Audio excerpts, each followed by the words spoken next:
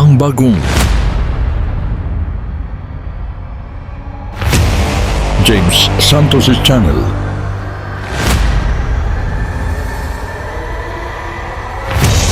Bagong tema, bagong boses, may komentaryo. Ang pangangaral ni Brother Eli Soriano.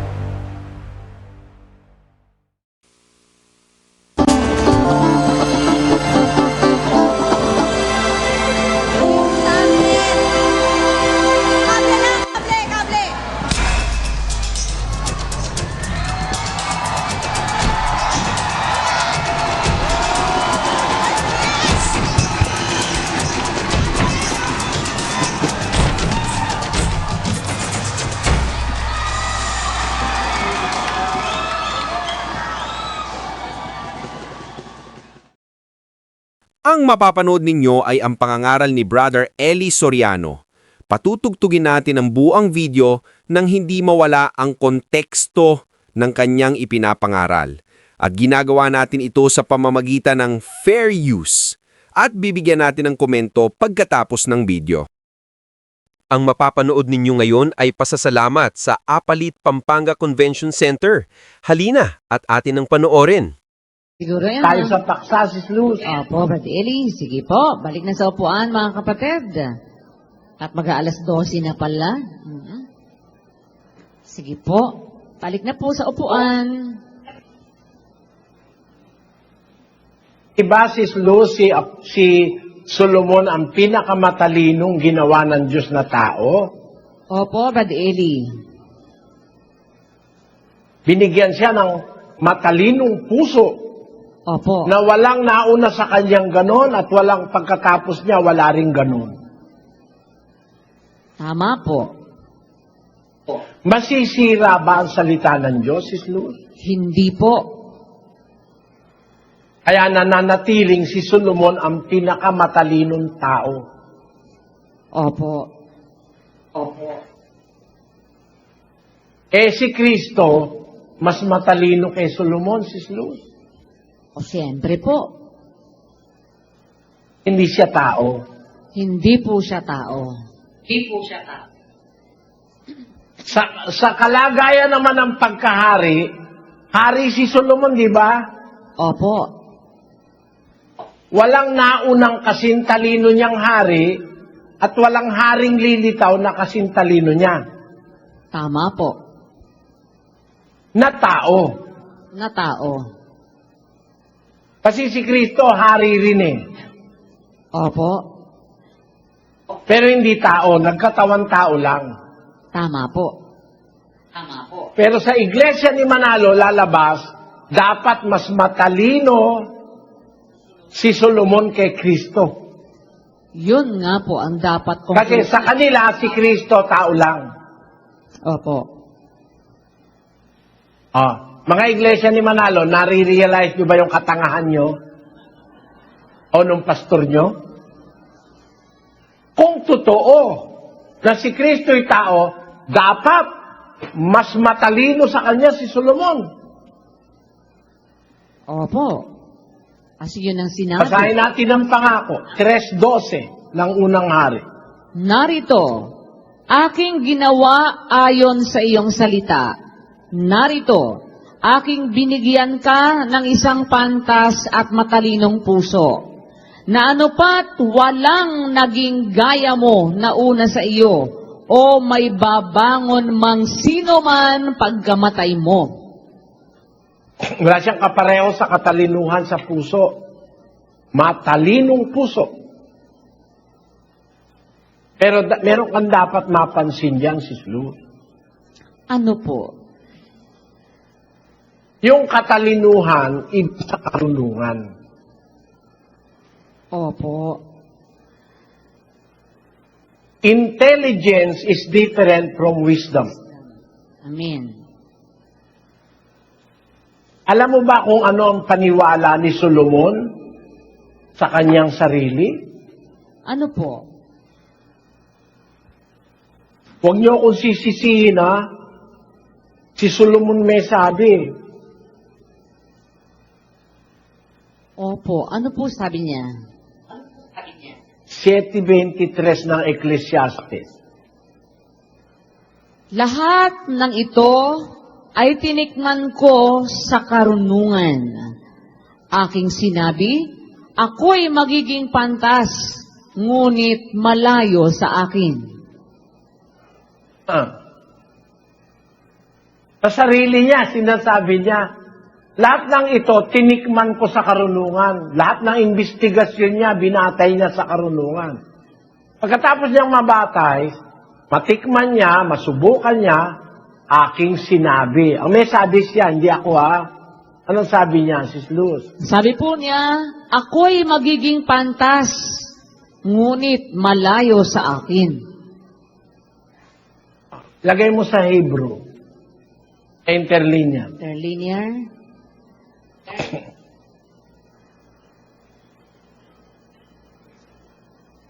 Sa interlinear.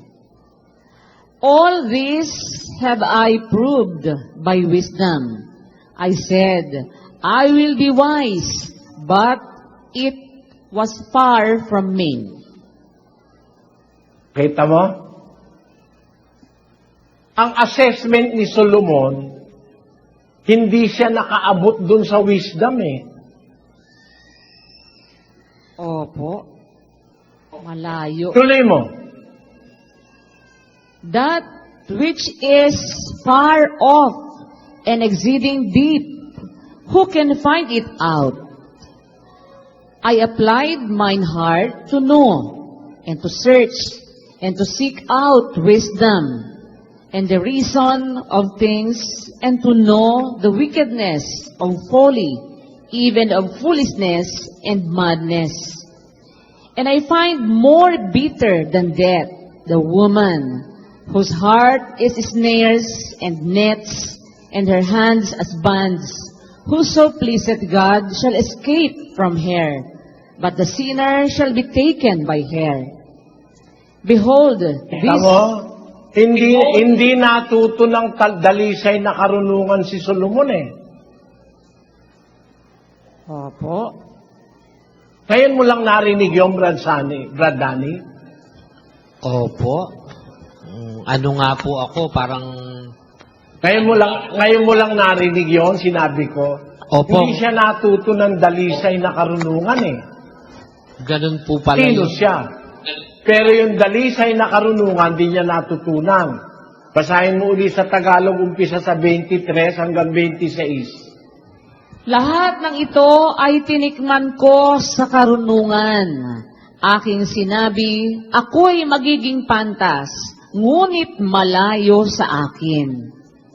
Ang nilikha ay malayo at totoong malalim. Sinong makaaabot? Ako'y pumihit at inilagak ang aking puso na umalam at sumiyasat at humanap ng karunungan at ng kadahilanan ng mga bagay.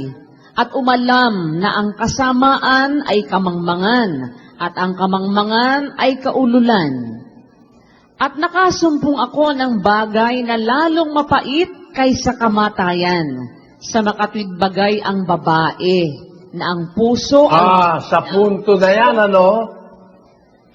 habang meron siyang sinabi na totoong malalim yung karunungan, sino ang makakaabot? Hindi niya maabot yung malalim na karunungan ng Diyos eh. No? Opo. Kaya, bumaling ako. Hindi niya maabot bumaling ako, pumihit ako. Inilaga ko ang aking puso na umalam, sumiyasat, humanap ng karunungan at ang kadahilanan ng mga bagay. At umalam ng kasamaan at ng kamangmangan at ng kamangmangan at ang kamangmangan ay kaululan.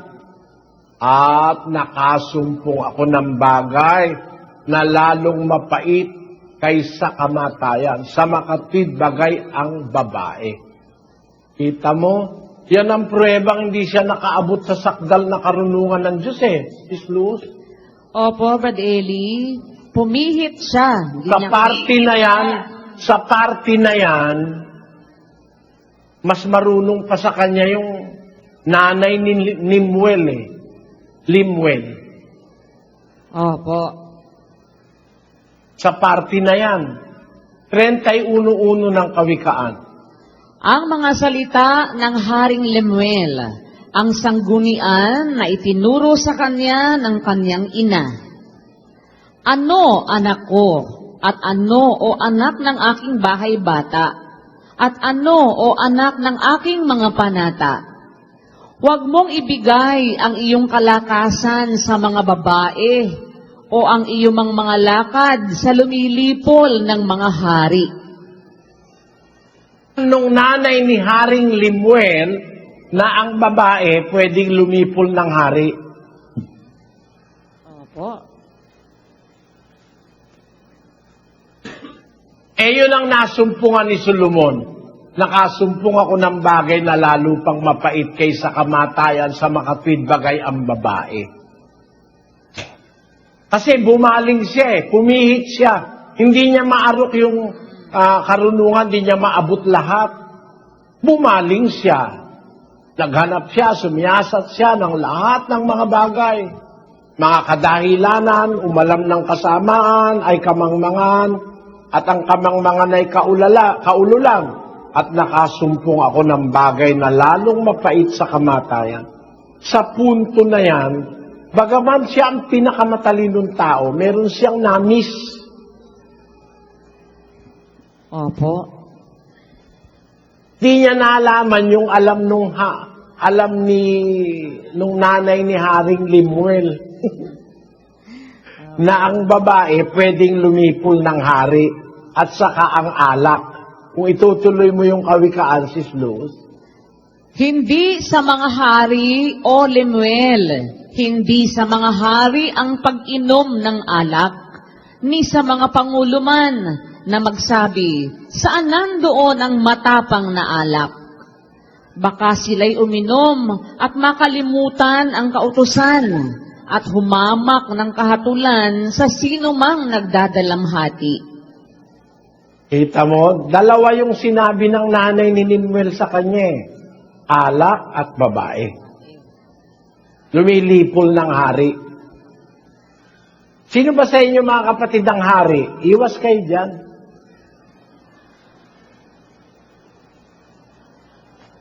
Ang punto ko, kapatid na Luzano, si Solomon, meron siyang hindi niya naabot ng yung sakdal na karunungan. Opo. Alam mo kung ba't hindi niya naabot?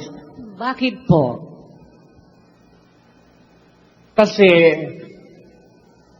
ang makakaabot yung pinagpahayagan ni Kristo. Amen. Opo.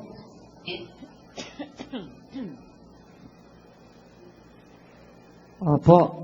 At ang pinagpahayagan ni Kristo na makakaabot dun sa sakdal na karunungan ng Diyos, nag-umpisa yan nung panahon ng Kristyanismo, hindi sa panahon ni Haring Solomon. Basahin natin ang aral na nakasulat sa panahon na ng ating Panginoong Hesukristo na hindi naabot hindi naabot ni Solomon, Sis Luz. Opo.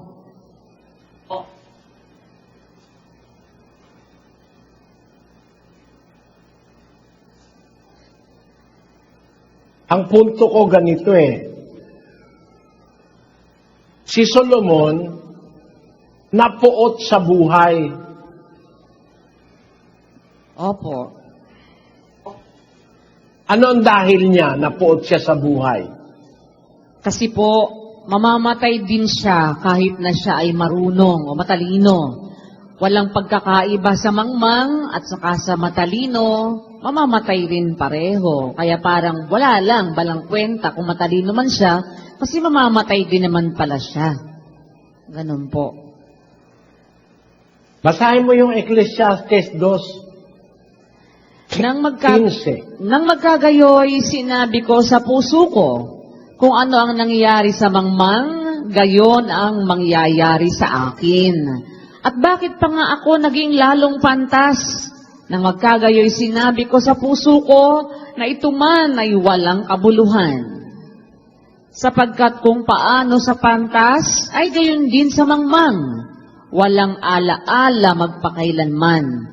Dangang sa mga araw na darating ay malilimutang lahat na. At kung paanong ang pantas ay namamatay, ay gayon ang mangmang. Sa gayoy ipinagtanim ko ang buhay, sapagkat ang gawa na ginawa sa ilalim ng araw ay mapanglaw sa akin. Sapagkat lahat... Yung salitaro, sa gayoy ipinagtanim ko ang buhay, pagkakasalin sa English, I hated life. Kinapuotan ko. Kinamuhian ko ang buhay. Ano ang dahil at kinamuhian niya ang buhay? Hindi dahil sa pag-ibig niya kay Kristo. Opo. Kinamuhian niya ang buhay o ipinagtanim, yung kasing kahulugan ng ipinagtanim sa Biblia, kung titignan mo sa konteksto, yung ipinagtanim, pinagalitan. Kagaya nung sinasabi sa Kawikaan, may 6 na bagay na pinagtatanim ng Panginoon. 7 nakasuklab-suklab sa Kanya. Yung ipinagtatanim, ang ibig sabihin, bagay na kinapupuotan ng matindi. Napuot si Solomon sa buhay, hindi dahil kay Kristo. Kundi naisip niya, matalino siya, kantas siya, mamamatay siya. Yung mangmang mamamatay din. Pareho lang silang mamamatay. Kaya ako ay pumihit at ipinagtanim ko ang buhay. Napuot siya, nagalit siya, namuhi siya sa buhay. Sa ibang mga salin, ganun eh. Tama yung pagkakasalin dun sa bagong ang Biblia. Sa gayoy kinamuhian ko ang buhay, sapagkat ang ginawa... Sa gayoy, kinamuhian ko ang buhay. Sa English, therefore I hated life. He hated life not because of his love for Christ and the gospel. He hated life because he realized that even if he is wise, he will die. The foolish die also. And because he sees that what will happen to a fool will happen to him also, then he concluded, then I hated life. But in Christ, the teacher from heaven, not the teacher on earth. Solomon is a teacher on earth. Christ is a teacher from heaven. Christ said that you have to hate your life. Not because of anything else, but you have to hate life because of your love for Him. As He said in the book of Luke, if any man come to me and hate not his father and mother and wife and children and brethren and sisters, yea, and his own life also, he cannot be my disciple. Meaning, in order for you to be a disciple of Christ, you have to hate life. To hate it, not in the manner of Solomon the king, the wisest of humans that ever lived on earth. Not in the manner of Solomon when he hated life because he realized that even if he is wise, if he is a king, he will die just like what will happen to a foolish man or to a beggar. Everyone will die, then he hated life. But Christ instructed the first century Christians to hate life if it be for the sake of Him and the gospel. According to the Lord Jesus Christ. If any man come to me and hate not his father, mother, wife, children, brethren, sisters, yea, and his own life also, he cannot be my disciple. Kaya para tayo maging disipulo ni Kristo o alipin o alagad ay matuto tayong kamuhian ang buhay. Yun naman ang ginawa ng mga unang Kristiyano. Hindi nila inibig ang kanilang buhay hanggang sa kamatayan. Ang liwanag nun, no? Hindi nila inibig ang kanilang buhay 1 araw, hindi. O 2 araw, 1 taon, hindi. 10 taon, hindi.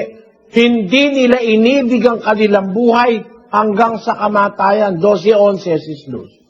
At siya'y kanilang dinaig dahil sa dugo ng kordero at dahil sa salita ng kanilang patotoo at hindi nila inibig ang kanilang buhay hanggang sa kamatayan.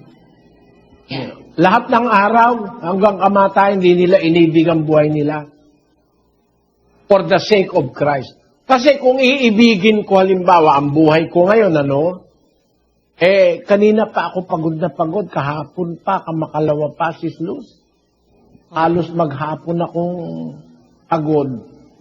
Nagluluto kasi malakas ngayon ang aming restaurant 4 na restaurant yung aming gumagana ngayon. Ako pagod na ako Kuminsan kung iibigin mo ang buhay mo, nakatayo ako sa exposition, ang gagawin ko, magpapaalam ako. Bakit? Maiihina ako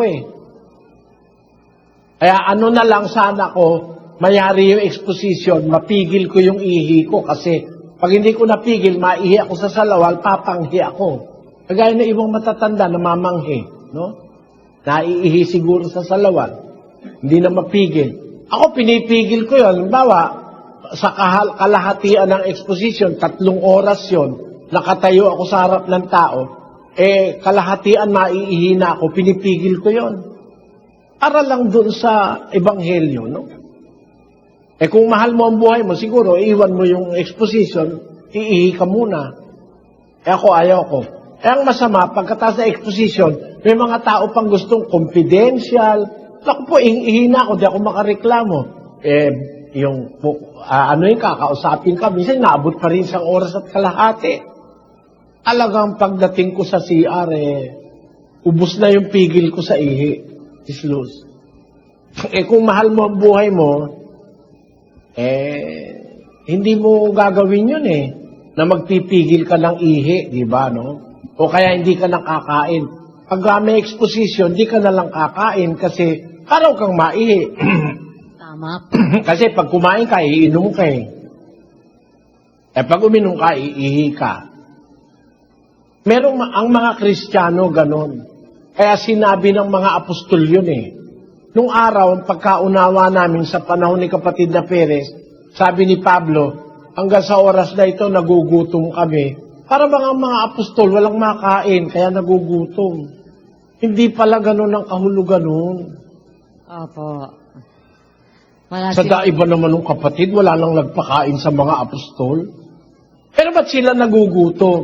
Kasi kahit may makakain, kung dahil sa ebanghelyo, napipigilan silang kumain. Amen. Wala. Nauuhaw. Minsan, kahit gusto mong uminom, nakabitin ka, hindi ka iinom. Wala kaming tiyak na tahanan. Pwede ba naman yung mga ngaral na sugo walang matatahanan? Siyempre, merong tahanan yun. 100 nga ang tahanan nun Walang nag-iwan ng bahay na hindi tatanggap ng 100 bahay. Kaya kung mangaral ka ni Kristo, 100 bahay, meron ka. May matutuluyan ka. Ba't sinabing wala kaming tiyak na tahanan? Kasi, hindi siya kagaya ni kapatid na daning ayaw umalis sa Pilipinas. Ang tiyak na tahanan, kasi kung saan-saan napapadpad, daladalan ng tungkulin. Kaya walang tiyak na tahanan.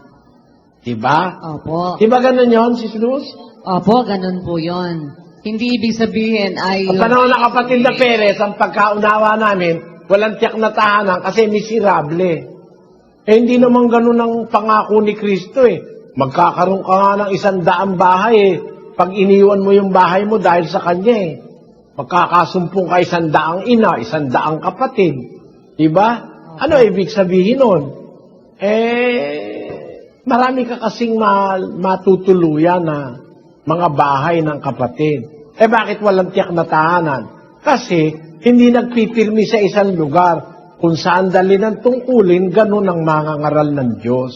Amen. Diba, Sis Luz? Amen. Opo, totoo po yan. Yun ang tunay na kahulugan nun. Ngayon, puntahan natin yung ating pinag-aaralan. Si Kristo, O si Solomon, hindi niya naabot yung talagang rurok ng karunungan eh. Bakit? Nadala siya ng babae. Nasumpungan ko ikaw, mahigit pa sa kamatayan ng pait ang babae. Kaya siguro may napangasawa si Solomon, walang katigil-tigil ng kadadaldal. Inaaway si araw at gabi. Sabi tuloy ni Solomon, maigi pa ikaw tumahan sa ilang kaysa makisama sa isang babae kalatalo sa isang maluwang na bahay. Naranasan ni Solomon yun. Kaya nasumpungan niya mas mapait pa sa kamatayan. Tapos bandang huli, nagpaano siya, nagtayo siya ng mga Diyos-Diyusan, ng mga altar ng Diyos-Diyusan dahil doon sa kanyang mga asawang iba-ibang lahi. Nadala siya sa pagsamba sa Diyos-Diyusan. Yun ba ngayon ang matalino? Na marunong? Matalino siya, pero yung karunungan, di niya naabot yun. Alam mo kung kailan lang maaabot yung karunungan, talagang sakdal ng karunungan? Kailan po, Brad Eli? 4:13 ng Epeso. Hanggang sa abutin nating lahat ang pagkakaisa ng pananampalataya at ang pagkakilala sa anak ng Diyos, hanggang sa lubos na paglaki ng tao, hanggang sa sukat ng pangangatawan ng kapuspusan ni Kristo. Kita mo? Ang dapat maabot yung kapuspusan ni Kristo. Hindi naabot ni Solomon yun eh. Opo. Kaya bandang huli ng buhay niya, ang ulat sa hari, basahin natin ang 11. Sa mga bansa na sinabi ng Panginoon sa mga anak ni Israel, kayo... Umpisa mo na lang sa 4, mahaba masyado. 4. Sapagkat nangyari, nang si Salomon ay matanda na, iniligaw ng kanyang mga asawa ang kanyang puso sa ibang mga Diyos, at ang kanyang puso ay hindi naging sakdal sa Panginoon niyang Diyos, na gaya ng puso ni David na kanyang ama. Sapagkat si Salomon ay sumunod kay Astarot, diyosa ng mga Sidonyo, at kay Milcom, na karumaldumal ng mga Amonita. At gumawa si Salomon ng masama sa paningin ng Panginoon, at hindi sumunod na lubos sa Panginoon, na gaya ng ginawa ni David na kaniyang ama. Kita mo? Tuloy mo pa, Sis Luz. Nang magkagayoy, ipinagtayo ni Salomon ng mataas na dako si Chemos, na karumaldumal ng Moab, sa bundok na nasa tapat ng Jerusalem, at si Molok, na kasuklam-suklam ng mga anak ni Amon. At gayon ang ginawa niya sa lahat niyang asawang mga taga-ibang lupa, na nagsunog ng mga kamangyan at naghain sa kani-kanilang mga Diyos. At ang Panginooy nagalit kay Salomon dahil sa ang kanyang puso ay humiwalay sa Panginoon, sa Diyos ng Israel na napakita sa kanyang makalawa. Kita mo? Hindi nakarating si Solomon dun sa sakdal na karunungan. Matalino siya, walang pagkatatalo ron. Walang mas matalino sa kanya bago siya o pagkatapos niya. Pero yung sakdal na karunungan, sabi ko nga sa'yo, Sis Luce, iba yung karunungan sa katalinuhan eh. Opo, magkaiba po. Magkaiba talaga. Matalino Kasi lang yung karunungan, nakikita yun sa gawa, Sis Luz. Amen. Yung katalinuhan, pwede yung isinasaysay, dinadaldal. Pero yung talagang karunungan, 3:17 ng Santiago. Ngunit ang karunungang buhat sa itaas ay una-unay malinis, saka mapayapa, banayad, madaling panaingan, puspos ng kaawaan at ng mabubuting bunga, walang inaayunan, walang pagpapaimbabaw. 13. Sino ang marunong at matalino sa inyo? Ipakita niya sa pamamagitan ng mabuting kabuhayan ang kanyang mga gawa sa kaamuan ng karunungan. Kita mo? Yung karunungan nakikita sa gawa. At ulitin mo yung talata, may papakita ko sa iyo, Brad Danny. Sino ang marunong at matalino sa inyo? Ipakita niya. Iba yung matalino sa marunong. Opo. Magkaiba nga. Si Solomon matalino, pero hindi marunong. Dapat, marunong ka na, matalino ka pa. Amen. Matalino ka na, marunong ka pa. Amen.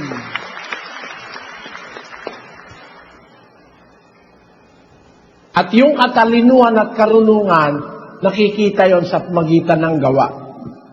Ang ginawa ni Solomon, nagpahayag na hindi siya marunong. Matalino siya na hindi marunong. Opo. Ang mga Kristiyano, meron silang possibility makaabot dun sa talagang karunungan ng Diyos. Sabi kasi ni Pablo, hanggang sa abuti nating lahat ang pagkakaisa ng pananampalataya, ang pagkakilala sa anak ng Diyos, hanggang sa lubos na paglaki ng tao, hanggang sa sukat ng pangangatawan ng kapuspusan ni Kristo. Ayun ang talagang, yun ang sakdal na karunungan, yung na kay Kristo, na hindi naabot ni Solomon, Islus. Kaya mga kapatid, yung kay Kristo ang talagang tama Mapupuot ka sa buhay, hindi dahil sa mamamatay ka. Anong reason ni Solomon? Mapupuot ka sa buhay mo dahil mas mahal mo si Kristo kaysa sa buhay mo. Amen. Gaya rin naman nung mapupuot ka sa tatay mo at nanay mo dahil mas mahal mo si Kristo kaysa sa tatay mo at sa nanay mo. Amen. Nakuha mo yung punto na yun, kapatid na Danny? Amen po, kapatid na Eli. Kung si Solomon ay ang paniwala niya, kaya po siya ay nagpahayag ng napopood siya sa buhay, dahil parang sa kanya, walang saysa din, mamamatay din. Ang dahilan niya, mamamatay yung matalino at yung pantas at hindi pantas. Pero kaya nasabi niya, walang kwenta ang buhay, pero kung mamamatay pala tayo, napuo tayo sa buhay, dahil ang dahilan natin ay ang Panginoong Jesucristo, dahil sa paglilingkod kay Kristo, yun po ang tama po. Halimbawa, hindi naman ibig sabihin sa sarili lang natin. Parang kailangan mong talikuran ng magulang mo na ayaw sa paglilingkod mo sa Diyos. Kailangang iwan mo ang mahal mo sa buhay dahil ayaw nilang maglingkod sa Diyos at ayaw kumilala. Yung mga pagkakataong yun po pala, pagpapasya na parang napopuot ka sa buhay mo dahil likas, mahal natin yung ating mga kamag-anak, magulang, asawa, anak, etc. Pero kung dahil kay Kristo, pwede pala pong maipakita na dahil doon napopuot ako sa buhay ko, dahil kay Kristo. Kung ang pipiliin ko pa rin yung paglilingkod po sa Panginoong Hesukristo. Ganun po pala ang kahulugan nun. Malayo ang pagkakaiba, although parehong napupuot sa buhay si Solomon, mali lang yung kanyang perspektibo, sa ibabaw lang yung kanyang paniniwala. Pero yun pong karunungang taglay po nung nasa Panginoong Hesukristo, na ipinauunawa po ng Diyos sa ating magkakapatid sa araw na ito. Karunungan po ito ng Diyos, kapatid na Eli. Salamat po sa Diyos. Hindi po ang ating tanong, si Luz. Ang tanong po natin, bakit ang mapagmalasakit sa katotohanan ay di nagmamahal sa kasalukuyang buhay? Bakit hindi na mapagmahal sa buhay na kasalukuyan yung mapagmalasakit sa katotohanan, no? Kasi ang paningin nila nasa malayo Basahin natin ang 11:1 ng Hebreo. Ngayon, ang pananampalataya ay siyang kapanatagan sa mga bagay na hinihintay, ang katunayan ng mga bagay na hindi nakikita. 13. Ayon sa pananampalataya, ay nangamatay ang lahat ng mga ito na hindi kinamtan ang mga pangako.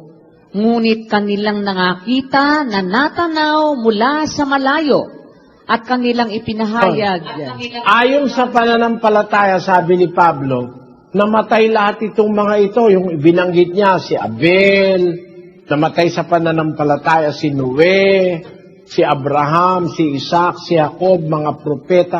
Ayon sa pananampalataya, namatay lahat ng ito. Hindi kinamtan ng pangako. Ano ba yung pangako? 2:25 ng unang Juan. At ito ang pangakong kanyang ipinangako sa atin, ang buhay na walang hanggan.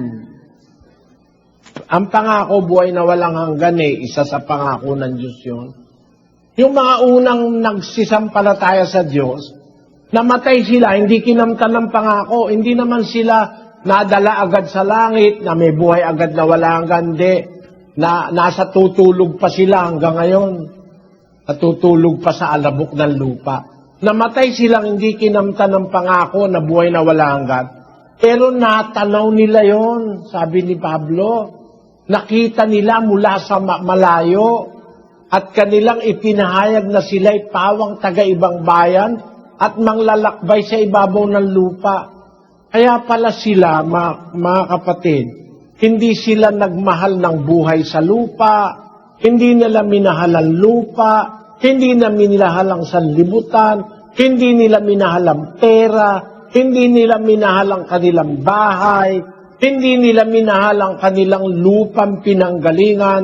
Iniwanan nga nila Si Abraham, iniwanan niya yung lupa niya Nagpunta siya dun sa Kanaan yung lupa niya noong panahon na yun, sibilisado na.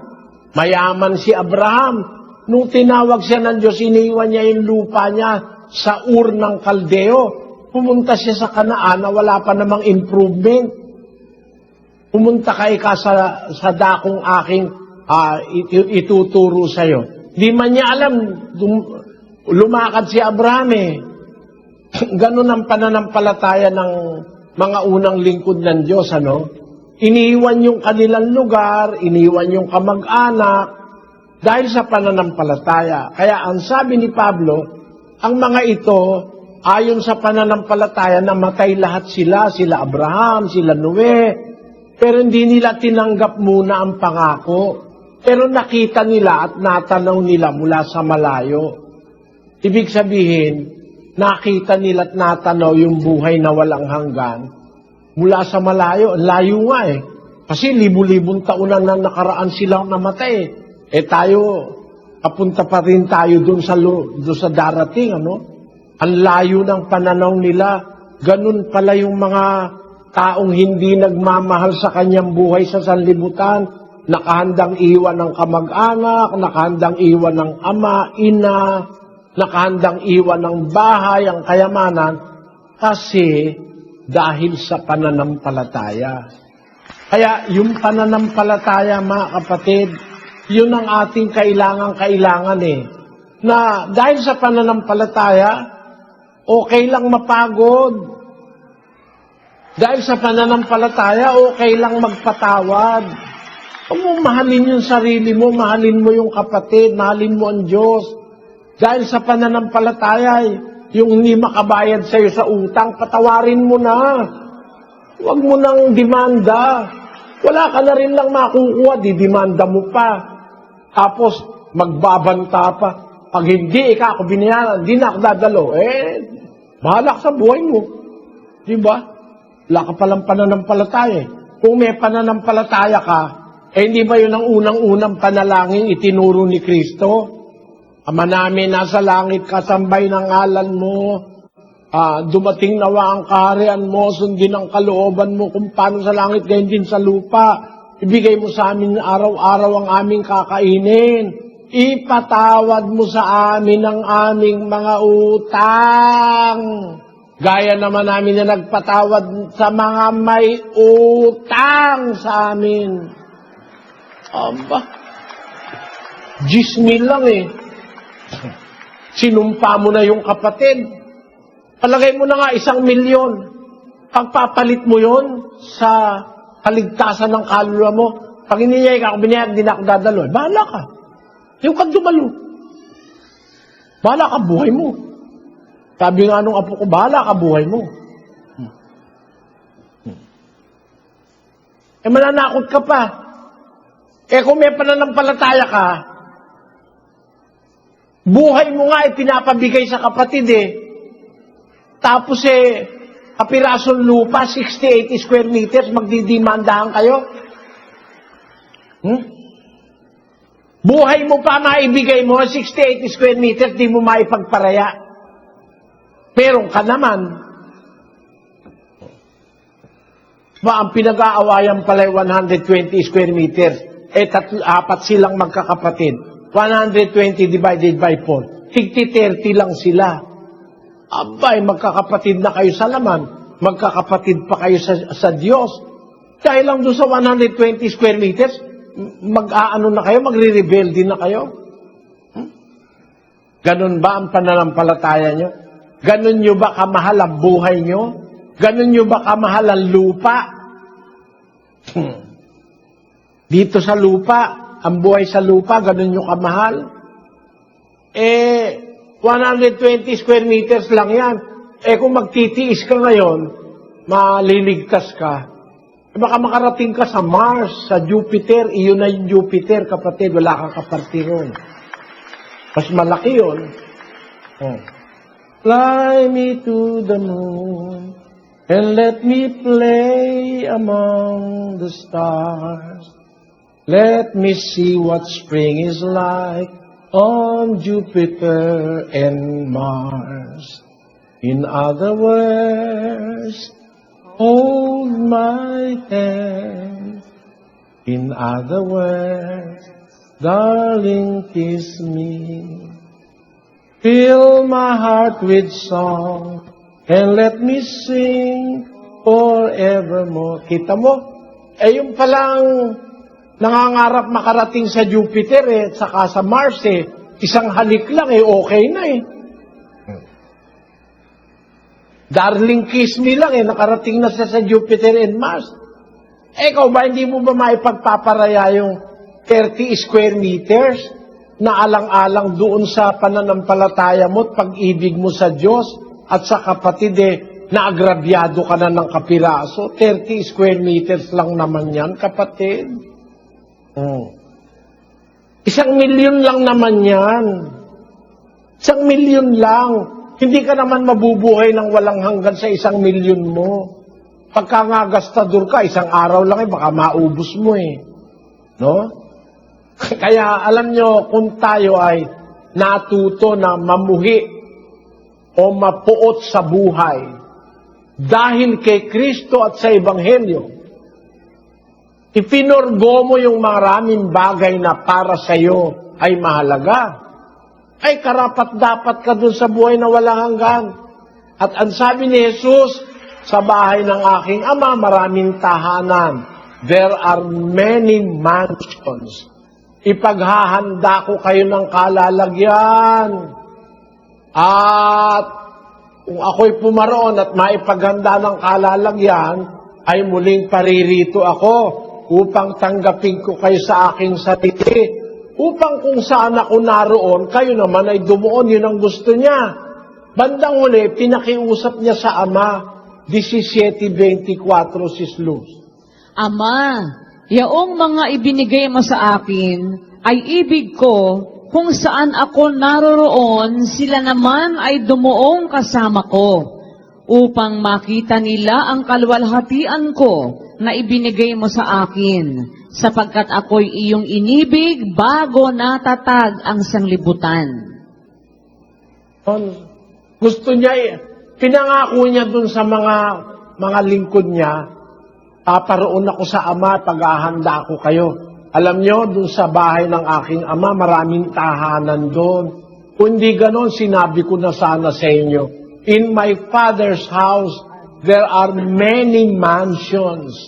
If it were not so, I would have told you, I go to prepare a place for you, and if I go and prepare a place for you, I will come back again and receive you unto myself, that there, where I am, ye may be also. Sabi sa Portuguese, ganito, na casa do meu pai há muitas moradas.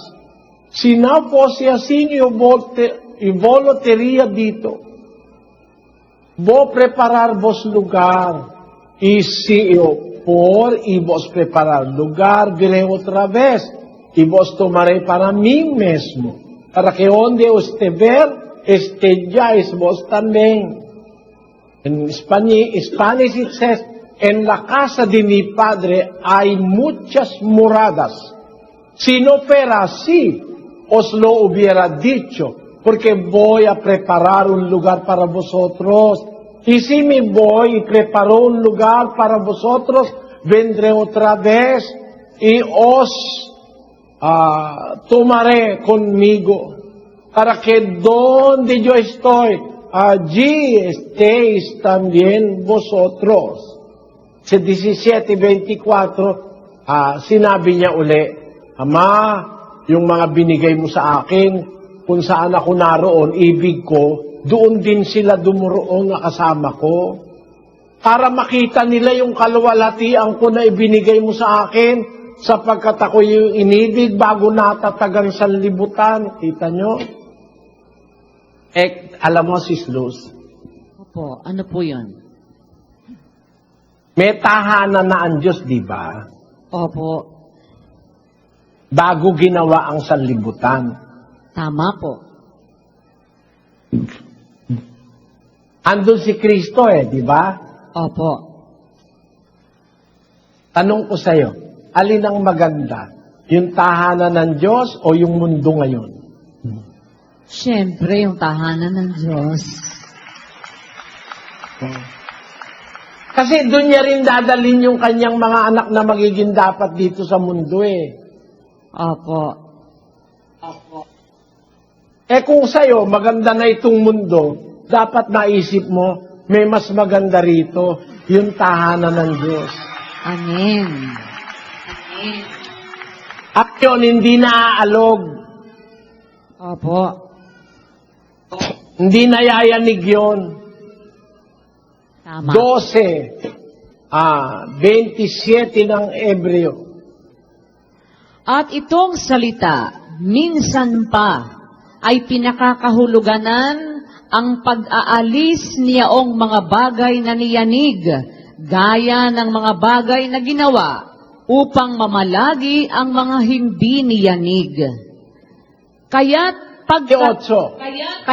pagkatanggap ng isang kahariang hindi magagalaw, ay magkaroon tayo ng biyayang sa pamamagitan nito ay makapaghahandog tayong may paggalang at katakutan ng paglilingkod na nakalulugod sa Diyos.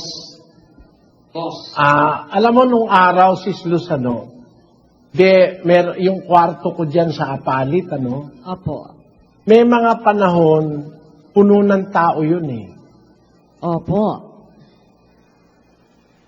Yung unan ko, nauubos. Opo. Minsan nakikita ko yung sarili ko, paghihiga na ako dun sa isang tabi, o walang unan. Opo. Alam mo, ibig kong sabihin, Ano po, Brad Eli? lahat namang yan mayayanig Ang sabi, itong salitang sinasabi ng Diyos, minsan pang iayanigin ko, hindi lang ang lupa, kundi pati langit. Ito ay pinakakahulugan na ng pag-aalis niyang mga bagay na niyanig, gaya ng bagay na ginawa upang mamalagi ang hindi niyanig. Lahat ng nayayanig, kasama ang mundo na nayayanig sa earthquake o sa lindol, maaalis lahat yan alam mo bakit ko sinabi yung kwarto ko dyan sa Apalit? Bakit po? Pagka mayroong bisita dyan, mga kapatid, mga manggagawa, walang matutuluyan, doon sa kwarto ko natutulog. Pati yung dating saksi ni Jehovah, si Manuel Manzanilla, natutulog yun doon. Kaya lang pag yun ang natutulog dyan sa kwarto ko, hindi ako natutulog. Opo, bakit po? Kasi naging iglesia ni Manalo yun eh. Naku, hindi ako matutulog kahit siyang iglip. Alay ko, kung tulog na ako, ano gawin niya sa akin, ano? Parang, ang naisip ko, bakit ko ipagdadamot yung kwarto ko? Eh, mayayanig din yan eh. Kung halimbawa, pinatuloy ko yung isang kapatid na yung comfort ko na nawala sa akin, yung comfort na siyempre, komportable ka pag mag-isa ka, walang istorbo.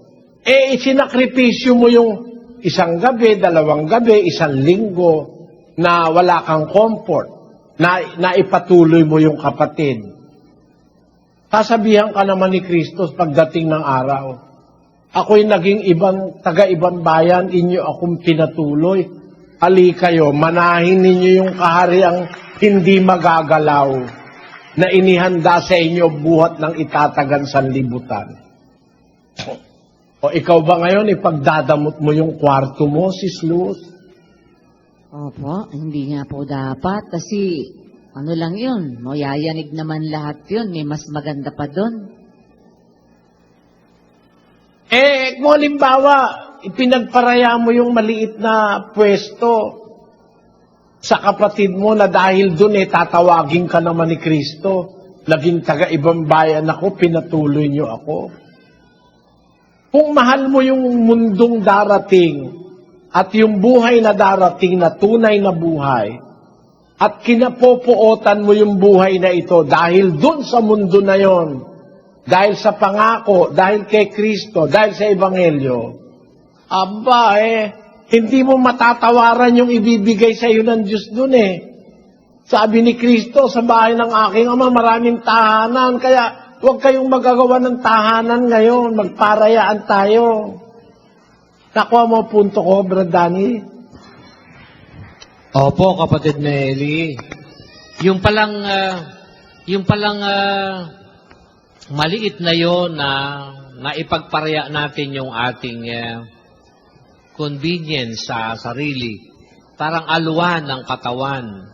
Na ipagparaya sa isang kapatid na lingkod ng Panginoong Kristo, magiging sapat naman pala yun para tayo po ay ayain naman ng Panginoon o kumbaga ibilang dun sa pagkakalooban naman ng kaharian. Para nga pong nare-reflect ko po, munting higaan, munting una na naipagamit sa kapatid. Ang kapalit po, kaharian at sa langit pa. Parang, parang nakakapanliit, pero napakagandang bagay po na dapat mataglay po namin pala na tinuturuan po. Na ito ay maipamuhay dahil, po ito bagay Alam mo kasi ang highlight ko doon, pinakiusap niya pa sa Ama. Pag si Kristo ba nakiusap, tatanggi ba ang Ama? Ay, hindi sabi po. Niya, Ama. Ang sabi niya, Ama, yung mga ibinigay mo sa akin. Ibig ko, kung saan ako naroon, sila naman dumuong kasama ko. Upang makita nila ang kaluwalhatian ko na ibinigay mo sa akin. Kapagkat ako'y iyong inibig, bago natatagan sanlibutan.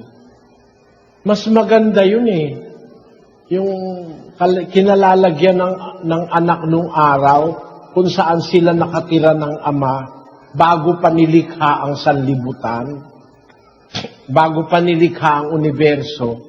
Meron ng napakagandang kaharian na inihanda sa inyo.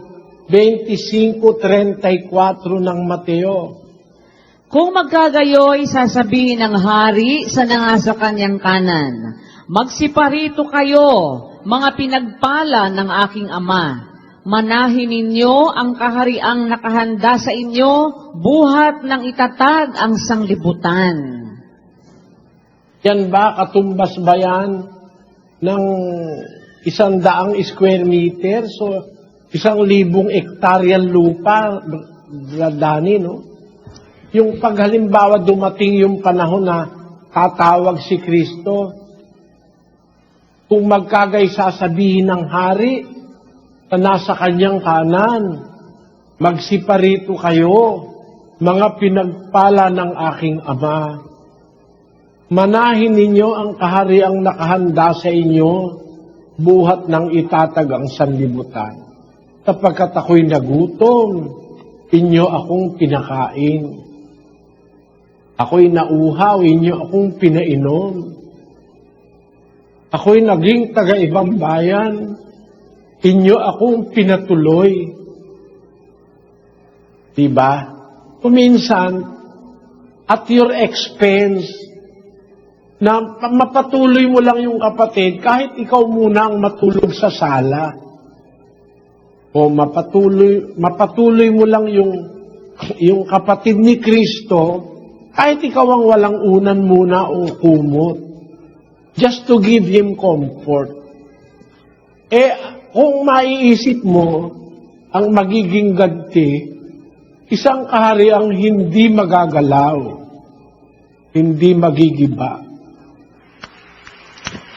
Yun ba ngayon, hindi sapat, mga kapatid, para ang ating buhay ngayon dito sa mundo, gastusin natin alang-alang kay Kristo at sa kanyang ebanghelyo? Kung kapirasong comfort,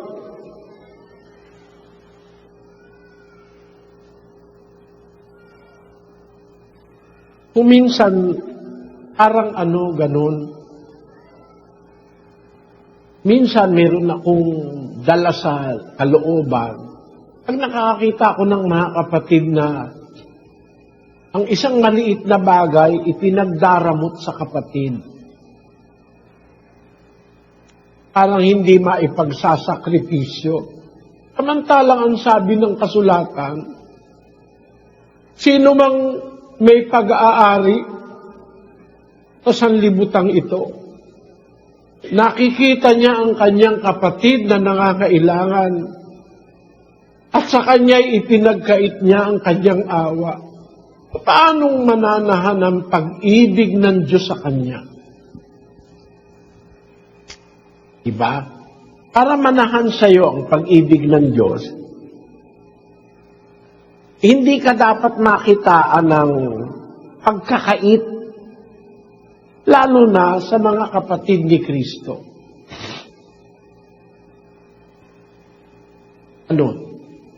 Kaya yung mga mapagmalasakit sa katotohanan, yun yung nakahandang mawalan ng bahay, mawalan ng lupa, itakwil ng tatay niya at nanay niyang hindi kapatid, itakwil ng kanyang kaibigan at mga kapatid sa laman, yun yung mga lalong mapagmalasakit Bakit nila nagagawa yun? Dahil sa pananampalataya, Sis Lu. Amen. Opo. Dahil sa pananampalataya, they can forgo even part of their being. Hindi mo nakita yung nag-donate ng isang bato kay Sis Baby? Opo. Atan sana yung kapatid na yun. Pagka meron akong ganung nababalitaan, sabi ko, patingin nga nung litrato nung kapatid na nag-donate ng isang bato o isang kidney kay Sis Baby, sabi ko. Nung makita ko yung litrato niya, sabi ko, ingatan ka nawa ng Panginoon. Kasi, paano mong ibibigay ang buhay mo sa kapatid?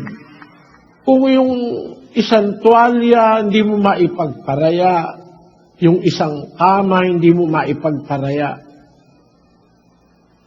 Paano mong ibibigay ang buhay mo sa kapatid? Diba? Pero kung mahal mo ang Diyos, kapopuotan mo ang buhay mo, ang ibig sabihin, hindi mo mamahalin ang buhay mo, alang-alang kay Kristo at alang-alang sa Ebanghelyo. Yun ang pag-aralan natin, mga kapatid, mapuot sa ating sariling buhay. Maghanda tayong mawala ang ating buhay dahil kay Kristo at sa Ebanghelyo. Kasi sabi ng Panginoong Hesus, ang mag-ingat ng kanyang buhay, mawawalan nito. Ang mawalan ng buhay dahil sa akin at sa Ebanghelyo ay maililigtas yaon. Yun. Sana tumalab yan, yung aral na yan sa puso ng kapatiran, na matuto tayong mapuot sa buhay, sa sariling buhay, sa mismong mahal mong kamag-anak. Kung ayaw nila sa Diyos, mas matuto kang mahalin mo yung hindi mo kamag-anak kesa sa kamag-anak mong lasenggo, ayaw sa Diyos, ayaw kay Kristo, drug addict. Yun ba ang hihikayat sa'yo para umalis ka sa iglesia? Yun ba ang magpapatigil sa'yo sa iglesia, yung tatay mong lasenggo? Dapat pakita mo, mas mahal mo si Kristo kaysa sa tatay mo. Mas mahal mo si Kristo kaysa sa nanay mo na ayaw kay Kristo. Kasi kung yung nanay mo naman ay kay Kristo, hindi naman kasalanang mahalin yun eh. Kahit yung nanay mo namang hindi kay Kristo, inuutos namang mahalin mo eh. Tatay mo, mahalin mo eh. Huwag mo lang pahihigitin kay Kristo. Kasi pag pinahigit mo yung pagmamahal mo sa magulang mo, kesa kay Kristo, pag sinabi nung magulang mo, iwan mo na si Kristo, iiwanan mo dahil mahal mo magulang mo. Yung magulang mo, hindi ka maililigtas. Si Kristo, maililigtas ka. Alin ang pipiliin mo? Ang pipiliin ko si Kristo. Kasi baka pag pinili ko siya, kesa sa magulang ko, maawa naman si Kristo sa magulang ko. At katukin niya ang puso para pati magulang ko maging dapat din sa Diyos. Ganun ang matalinong pagtrato sa buhay, mga kapatid. Huwag nating ipagpauna yung buhay natin ngayon. Lagi tayong mag-isip doon sa malayo, doon sa buhay na walang hanggan. Na dahil doon, dahil kay Kristo, dahil sa Ebanghelyo, dahil sa Diyos, pwede kang papayag kang mawalan ng Amerikana, papayag kang mawalan ng bahay, papayag kang mawalan ng kaibigan, papayag kang mawalan ng anumang bagay sa buhay na ito. Huwag mo lamang maiwala ang Panginoong Hesus sa buhay mo. Yun ang mensahe ng ating pinag-aaralang paksa, kapatid na Luz. Ang mapuot sa buhay. Ang pagkapuot sa buhay, ang ibig sabihin, hindi mo siya mahal dahil kay Kristo. Hindi naman ang ibig sabihin yung buhay mo, pinabayaan mo dahil sa pagsusugal. Gago ka. Yung buhay mo, pinabayaan mo dahil sa drug. Pumayag ka na mamatay ka na dahil kaiinom ng droga, kakasaksak ng droga, o kaya kapupuyat sa sugalan, o kaya kapupuyat sa madyong, na magkasakit ka na, okay na sa'yo dahil sa madyong. Binibigyan tayo ng Diyos ng pagkakataon at ng instruction na pwede nating iwala ang ating buhay kung dahil kay Kristo at sa Ebanghelyo, hindi dahil sa ano ba mang ibang bagay. Baka iwawala ang buhay mo dahil sa kasusugal mo, hindi ka magiging dapat sa Diyos. Iyan ang ating paksang na pag-aralan, mga kapatid, at sana nauunawaan ninyo, mahalaga ang buhay. Kabuhay na ito, mahalaga yan, bigay ng Diyos yan. Pero yung mahalaga na yan, di natin dapat mahalagahin kung ipapantay sa buhay na walang hanggan kay Kristo at sa Ebanghelyo. Kaya ang sabi ni Kristo, ang mawala ng buhay dahil sa akin at sa Ebanghelyo, maiingatan niya on. At yung maiingatan, yung buhay na walang hanggan, na nakatagong kasama ni Kristo sa Diyos sa 3:3 ng Kolosas. Ulitin mo, Sis Lu. Sapagkat kayo'y nangamatay na, at ang inyong buhay ay natatagong kasama ni Kristo sa Diyos. Meron tayong buhay na nakatagong kasama ni Kristo sa Diyos. Kaya pag naalala mo yung may nakatago kang buhay, pwede ka sumugod na sumugod kagaya ni Super Mario. Brad Danny? Opo. Kahit po kasi mawala yung buhay Ganun ang natin ating ngayon. dapat maintindihan, mga kapatid. Meron tayong nakatagong buhay kay Kristo, yung buhay na walang hanggan. Makukuha natin yon pagka ginugol natin ang buhay ngayon sa pagsunod kay Kristo. Kaya yung kahulugan ng aral na ang mapuot sa kanyang buhay, kailangan nating maipakita kay Kristo, mapuot sa kanyang sarili buhay, huwag nating mahalagahin yung buhay natin kung ang dahil ay ang pagsunod kay Kristo. Kahit mapabayaan mo pa ang sarili mo, kung dahil sa pagsunod kay Kristo, hindi ka niya pababayaan. Yun ang ibig sabihin nun.